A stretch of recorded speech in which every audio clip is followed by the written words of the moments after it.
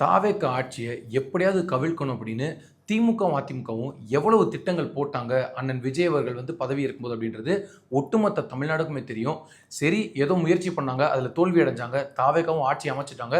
இப்போ ஒரு ஊழலற்ற நேர்மையான ஆட்சியை நடத்திட்டு இருக்காரு, அதனால எந்த பிரச்சனையும் இல்லை அப்படின்னு நினைச்சிட்டு இருக்கும்போது தான் பல திடுக்கிடும் தகவல்களும் பல சுவாரஸ்யமான இப்படியெல்லாம் பண்ணுவாங்களா அப்படின்ற தகவல் வெளியில வந்திருக்கு. நேற்றைய தினம் அமைச்சர் நிர்மல்குமார் கொடுத்த ஒரு பேட்டியில அவர் சொன்ன விஷயங்கள் தான் தமிழ்நாடு மக்களுக்கு திமுக அதிமுகன்ற ரெண்டு கட்சியோட முகத்தெரிய அப்படி ரெண்டா கிழிச்சிருக்கு.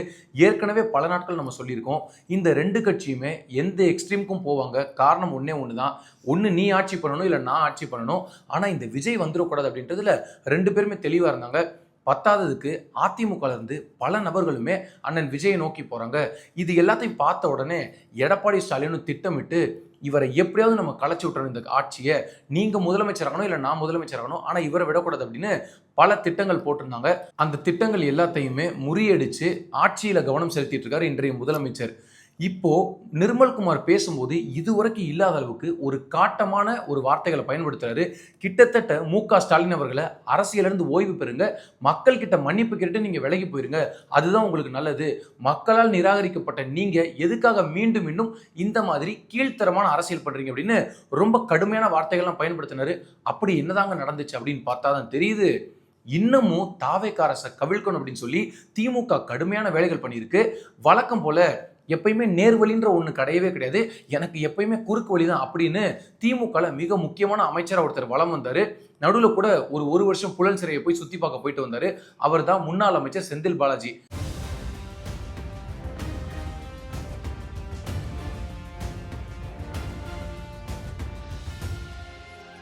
நம்ம அரசியல் சூப்பர் ஸ்டார் செந்தில் பாலாஜி வச்சு எப்படியாவது இந்த தாவேக அரசை களைச்சி விட்டுறணும் அப்படின்னு அவங்க முயற்சி பண்ணாங்க.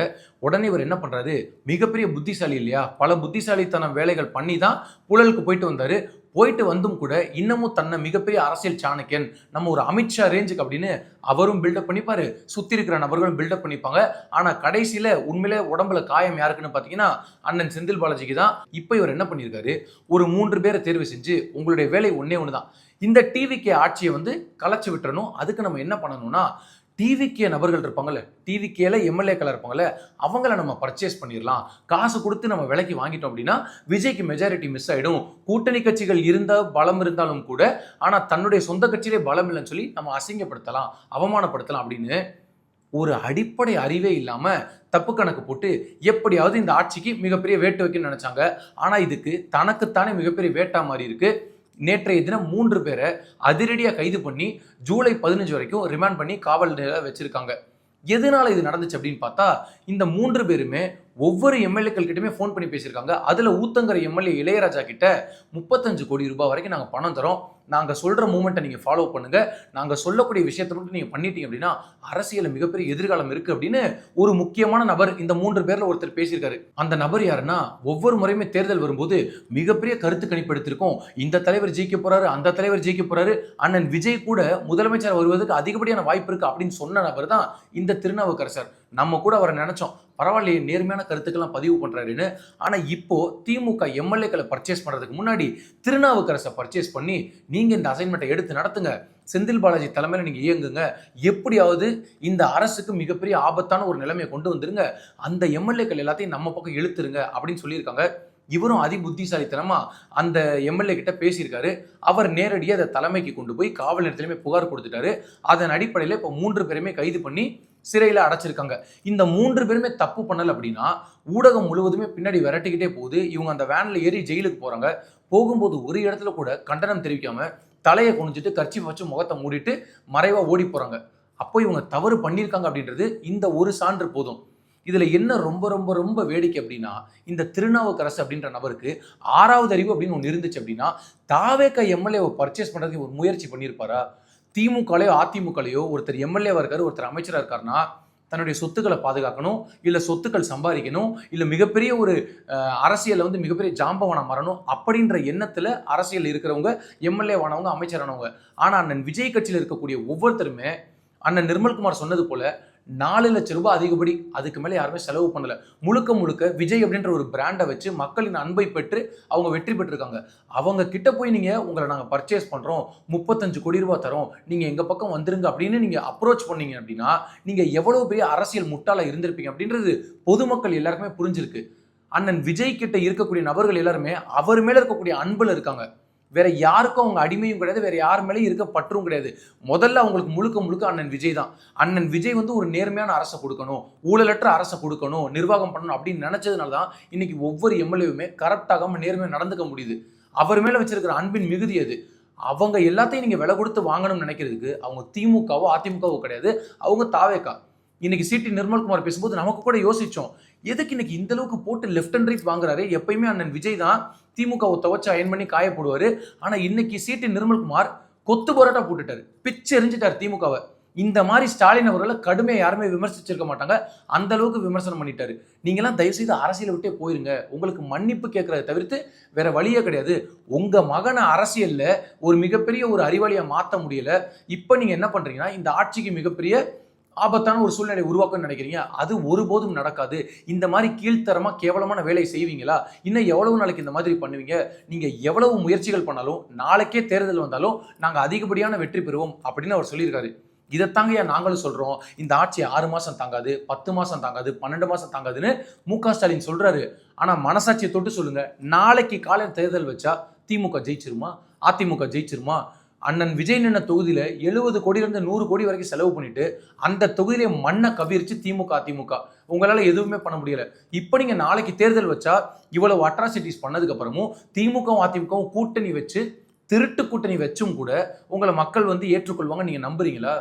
இப்ப தேர்தல் வைக்கணும், என்னைய பொறுத்த வரைக்கும் தேர்தல் வைக்கணும், நடத்தட்டும். 200 தொகுதிக்கு மேல டிவிக்கு ஜெயிக்கும். காரணம் என்ன தெரியுமா? நீங்க பண்ண எல்லா வேலைகளையும் மக்கள் தெளிவா புரிஞ்சுக்கிட்டாங்க. திமுகவுக்கு ஓட்டு போட்டவங்க கூட இன்னைக்கு உங்களை பார்த்து ஏன்டா இந்த கட்சிக்கு ஓட்டு போட்டோன்னு வெட்கி தலை குனிகிறாங்க. ஒரே ஒரு காரணம் தான், விஜய ஆட்சியை செய்ய விட மாட்டாங்க, போற பக்கம் எல்லாம் அற்ப குற்றச்சாட்டுகள் வச்சு அரசியல் பண்ணிட்டு இருக்காங்கன்னு திமுகவுக்கு வாக்கு செலுத்தின நபர்களே சொல்லிட்டு இருக்காங்க. அதிமுக முழுக்க முழுக்க கூண்டோடு படையெடுத்து போறதுக்கான காரணம் என்ன தெரியுமா? 2 காரணம். ஒன்னு, அதிமுக திமுக கூட கூட்டணி வச்சு இபிஎஸ் முதலமைச்சராக முயற்சி பண்ணாரு, அதை அருவருத்து வெறுத்துட்டாங்க அதிமுகவினர். இன்னொரு விஷயம், எடப்பாடி தொகுதியில தாவேக வேட்பாளரை காசு கொடுத்து பர்ச்சேஸ் பண்ணாரு பார்த்தீங்களா இபிஎஸ், அதுலயே அவர் எவ்வளவு பெரிய மாபெரும் தலைவர், ஒப்பற்ற தலைவர், யாருக்கு நிகரானவர் அப்படின்றது தமிழ்நாடு மக்கள் எல்லாமே புரிஞ்சுக்கிட்டாங்க. நமக்கெல்லாம் எவ்வளவு கோபம் வருது அப்படின்னா, அதிமுகவும் திமுகவும் இன்னமும் இவ்வளவு கேவலமான மலிவான இழிவான அரசியல் பண்ணி அப்படி பதவி வெறியா? விஜய் முதலமைச்சராக இருக்கவே கூடாது அப்படின்னு நீங்க நினைக்கிறீங்க அப்படின்னா நான் என்ன கேட்கிறேன், எடப்பாடி சிஎம் மறந்துட்டாரு, ஸ்டாலின் சிஎம் மறந்துட்டாரு, உதயநிதி டெப்யூட்டி சிஎம் மறந்துட்டாரு. அண்ணன் விஜய் சிஎம் இருக்கிறதுக்கு என்ன தகுதி இல்லை? இவங்கெல்லாம் சிஎம் டெப்யூட்டி சிஎம் இருக்கும்போது அண்ணன் விஜய் இருக்கிறதுல என்ன தவறு? நீங்க மனசாட்சியை தொட்டு சொல்லுங்க. இவர் வருவது ஏன் உங்களுக்கு பேராபத்தா இருக்கு அப்படின்னா, இவர் ஒரு புது ஸ்ட்ரக்சரை கொண்டு வராரு. ஊழல் இல்லாத, லஞ்சம் இல்லாத நேர்மையான அரசாங்கம் அப்படின்னு ஒன்னு நிறுவிட்டார் அப்படின்னா நாளைக்கு இதே பிரச்சனை நமக்கும் வந்துடும். நம்மளும் நேர்மையான ஆட்சியை கொடுக்கணும். நம்ம பிறவியிலிருந்து நேர்மைன்ற வார்த்தைக்கு ஸ்பெல்லிங் கூட நமக்கு தெரியாது. அப்ப நம்ம எப்படி இப்படி பண்ண முடியும்னு சொல்லிதான் இவ்வளவு கீழ்த்தரமா இறங்கிட்டாங்க. இனி வரக்கூடிய எத்தனை இடைத்தேர்தல் வந்தாலும் சரி, எத்தனை தேர்தல் வந்தாலும் சரி, ஒருபோதும் திமுக அதிமுக ஜெயிக்கவே போறதில்ல. அப்படிப்பட்ட வெறுப்ப மக்கள் மத்தியில் நீங்க சம்பாதிச்சிருக்கீங்க. அண்ணன் விஜய் உங்களை பத்தி வெளிச்சம் போட்டு படம் காட்ட தேவையே இல்லை. நீங்களே உங்களோட முகத்திலேயே கொஞ்சம் கொஞ்சமா கிழிச்சிட்டு வரீங்க. காரணம் ஒன்றே ஒன்றுதான், நிதானம் தவறி, நிதானம் இழந்து தவறான முடிவுகளை தொடர்ச்சியாக செய்யும் பட்சத்தில் இது போன்று மக்கள் மத்தியில் மிகப்பெரிய அவப்பெயர் ஏற்பட்டு அரசியலிலிருந்து நீங்கள் விலகுவதை தவிர வேற வாய்ப்பே இல்லை அப்படின்ற சூழ்நிலை வெகு விரைவில் உருவாகும். இதுல வேற திமுகக்கு எப்பயுமே ஸ்டாலின் பதில் சொல்ல மாட்டாரு, உதயநிதி பதில் சொல்ல மாட்டாரு. இதுக்குன்னே பல வாய்கள் இருப்பாங்க. ஆர்.எஸ். பாரதி, அப்புறம் சேகர் பாபு, செந்தில் பாலாஜி, இந்த மாதிரி நபர்கள் எல்லாருமே. இவ்வளவு பேர் இவ்வளவு பேசுறீங்க. உங்க ஆட்சியில் இருந்த பல நிர்வாகிகள், பல இயக்குநர்கள், பள்ளி கல்வித்துறையில் ஆகட்டும் இல்ல பல துறையில் ஆகட்டும், எல்லாரும் இன்னைக்கு வெளிப்படையா சொல்றாங்க, ஆமா நாங்க காசு கொடுத்தோம், உள்ள போறப்ப போன் எல்லாம் வாங்கி வச்சிருவாங்க, பல இடங்கள்ல பல கோடி நாங்க லஞ்சம் கொடுத்துருக்கோம், வேற வழி இல்லை அப்படின்னு சொல்றாங்கல்ல. இதை மறுத்து யாருமே பேச மாட்டீங்க. அப்படியெல்லாம் நடக்கவே இல்லை. முடிஞ்சா விசாரணை நடத்தி பார்க்கட்டும். இந்த விஜய் ஆட்சிக்கு நாங்க நேர்மையா ஒத்துழைப்பு கொடுப்போம், நாங்க எந்த விசாரணைக்கும் தயார் அப்படின்னு ஒருத்தர் சொல்ல மாட்டீங்க. போற பக்கம் எல்லாம் தாவேக ஒரு கட்சியா, விஜய் ஒரு முதலமைச்சரா அப்படின்னு சொல்றீங்க. ஐயா சேகர் பாபுக்கெல்லாம் முழுக்க முழுக்க ஏதோ ஆயிடுச்சு. இன்னமும் பேசிட்டு இருக்காரு. முதலமைச்சர் ஸ்டாலின் சொல்லி பேசிட்டு இருக்காரு. ஒண்ணே ஒண்ணுதான், ஏத்துக்க முடியல.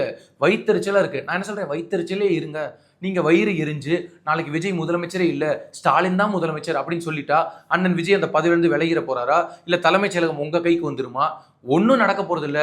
முழுக்க முழுக்க இப்ப அதிமுக எப்படி சில்லு சில்லா செதறதுங்க தெரிச்சு உடையுதோ அதே போல திமுகவும் சில்லு சில்லா செதறி உடையும். காரணம் ஒன்னே ஒண்ணுதான், இந்த இயற்கைக்கு எதிராக பல வேலைகளை நம்ம செஞ்சோம் அப்படின்னா அந்த இயற்கையை நம்மளை திருப்பி அடிக்கும். அதே போலதான் இன்னைக்கு பல இடங்கள்ல மாட்டிக்கொண்ட செந்தில் பாலாஜி இன்னைக்கு புதுசா ஒரு வழக்குல சேர்ந்திருக்காரு. நேர்மையாக விசாரணை நடத்தி நேர்மையாக விசாரிக்கப்படும் பட்சத்தில் இந்த வழக்கில் செந்தில் பாலாஜி பெயர் அதிகப்படியான அளவில் அடிபட்டுள்ளது. அவர் விரைவில் கைது செய்யப்படவும் வாய்ப்புள்ளது அப்படின்னு நான் சொல்லலைங்க, ஊடகத்துல பேசிட்டு இருக்காங்க. இன்னமும் இந்த ஊடகம் என்ன பண்ணுதுன்னா இந்த திமுக அதிமுக கட்சியை பத்தியே பேசிட்டு இருக்கு. ஊடகம் நீங்க சொல்றீங்க விஜயின் அரசு ஜனநாயகத்துக்கு எதிராக நிறைய வேலை செய்யறாங்க அப்படின்லாம் நீங்க போடுறீங்க. நீங்க எவ்வளவு எதிரான சதி செயல்கள் செஞ்சாலும் எவ்வளவு திட்டங்கள் தீட்டினாலும் ஒருபோதும் திமுக அதிமுக பக்கம் நீங்க நிற்கும் போது மக்கள் யாரும் உங்களை நம்ப தயாரா இல்ல. நான் சொல்றது போலி ஊடகங்கள். நீங்க என்ன சாதிச்சிட்டீங்க? இந்த சமுதாயத்துக்கு நீங்க உண்மையா என்ன வேலை செஞ்சிருக்கீங்க? இந்த திமுக அதிமுகவுக்கு ஜால்ரா தட்டுறதை விட்டுட்டு, அதுவும் குறிப்பா திமுகவுக்கு ஜால்ரா தட்டுறதை விட்டுட்டு மக்களுக்காக ஒரு சில விஷயங்கள் நேர்மையா பண்ணீங்க அப்படின்னா உண்மையிலேயே உங்களுக்கு மக்கள் உறுதுணையா நிற்பாங்க. ஆனா நீங்க தொடர்ந்து என்ன பண்றீங்க, யாரையோ திருப்திப்படுத்துறதுக்காக உங்க முதலாளி கொடுக்குற அசைன்மெண்ட்டை தொடர்ந்து பண்ணிட்டே இருக்கீங்க. மக்கள் ரொம்ப தெளிவாயிட்டாங்க. அண்ணன் விஜய் சொன்னது போல டெக்னாலஜி ரொம்ப ஓல்டு இல்ல, டெக்னாலஜி வளர்ந்துட்டே போயிட்டே இருக்கு, புது புது டெக்னிக் வந்துட்டே இருக்கு. நீங்க இன்னமும் அரைச்சமாவே அரைச்சுக்கிட்டு இந்த அச்சுறுத்தல்களுக்கு நாங்க பயப்பட மாட்டோம், விஜயின் ஆட்சியில சட்டம் ஒழுங்கு பிரச்சனையா இருக்கு, சந்தி சிரிக்குது அப்படின்னு திமுக சொல்லுது. இதை பார்த்து மக்கள் சிரிப்பா சிரிக்கிறாங்க. திமுக பேசலாமா சட்டம் ஒழுங்கை பத்தி? இன்னைக்கு கஞ்சா புழக்கம் அப்படின்றது 99% குறைக்கப்பட்டிருக்கு. நிறைய இடங்களை நீங்க விசாரிச்சு பார்த்தா தெரியும். பல பேர் வியாபாரிகள் இருந்த எல்லாருமே இன்னைக்கு சிறைக்குள்ள இருக்காங்க. அப்படி ஒரு புழக்கமே இல்லாம போதைப் பொருளை கம்ப்ளீட்டா ஒழிக்கிறதுக்கு பல வேலைகள் பண்ணிட்டு இருக்காங்க. உடனே பலரும் கேள்வி கேட்பாங்க, அதெல்லாம் அவர் ஆட்சியில் இன்னுமே சட்டம் ஒழுங்கு பிரச்சனை சரியாயிருச்சா, சரி பண்ணிட்டாரான்னு. நான் மீண்டும் சொல்றேன், இது எல்லாமே போன ஆட்சியோட தொடர்ச்சி தான். அதை ஒட்டுமொத்தமா ஒழிக்கிறதுக்கு இந்த அரசாங்கம் முழுமையா முழுவீச்சில் வேலை பார்த்துட்டு இருக்கு. இன்னைக்கு தான் காவல்துறை எல்லாருமே நேர்மையா கண்ணியமா நாகரிகமா நடந்துக்கிற அளவுக்கு காவல்துறையுமே மக்கள் மேல அன்பா இருக்காங்க, மக்களுமே காவல்துறை மேல அன்பா இருக்காங்க. காரணம் என்ன? நல்ல தலைவன் இருக்கான், நல்ல முதலமைச்சர் இருக்காரு, அதனால இது எல்லாமே நடக்குது. திமுக அதிமுக ரெண்டு கட்சிகளுக்கும் சிடி நிர்மல்குமார் சொன்னதெல்லாம் தாண்டி பொதுமக்கள் எல்லாருமே என்ன நினைக்கிறாங்க அப்படின்னா, நீங்க ரெண்டு பேருமே தயவு செய்து மூத்த அமைச்சர்கள், முன்னாள் அமைச்சர்கள், மாவட்ட செயலாளர்கள், நிர்வாகிகள், ஒன்றிய செயலாளர் எல்லாருமே தயவு செய்து உலகத்திலே இருக்கக்கூடிய மிகப்பெரிய முதியோர் இல்லத்துல போய் சேர்ந்துருங்க. இனிமேல் உங்களுக்கு தமிழ்நாட்டில் அரசியல் அப்படின்ற ஒன்று கிடையவே கிடையாது. நீங்க பண்ணக்கூடிய இந்த கேவலமான மலிவான இழிவான அரசியலை மக்கள் பார்ப்பதற்கு தயாராக இல்லை. இனி வரக்கூடிய அத்தனை ஆண்டுகளும் சரி, தாவேகா வெற்றி நடை போட்டு நல்லாட்சியை, நேர்மையான ஆட்சியை, ஊழலற்ற ஆட்சியை கொடுக்கும். அதற்கு தடையாக யார் வந்தாலும் தாவேகா எதுவும் செய்ய வேண்டிய அவசியமில்லை. ஒட்டுமொத்த தமிழ்நாடு மக்களுமே அதற்கு எதிராக குரல் கொடுத்து உங்களை அப்புறப்படுத்தும் வேலையை செய்வார்கள்.